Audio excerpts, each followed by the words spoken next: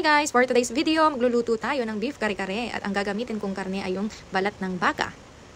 Pakukuluan ko lang muna ng 5 minutes itong sitaw tsaka pechay.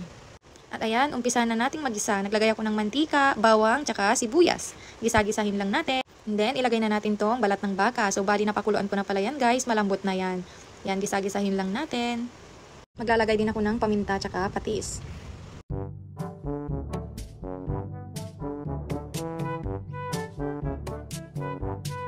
And then, lagyan din natin ng beef cubes.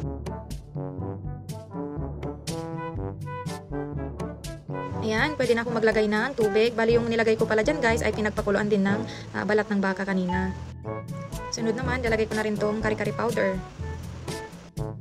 Tsaka itong peanut butter.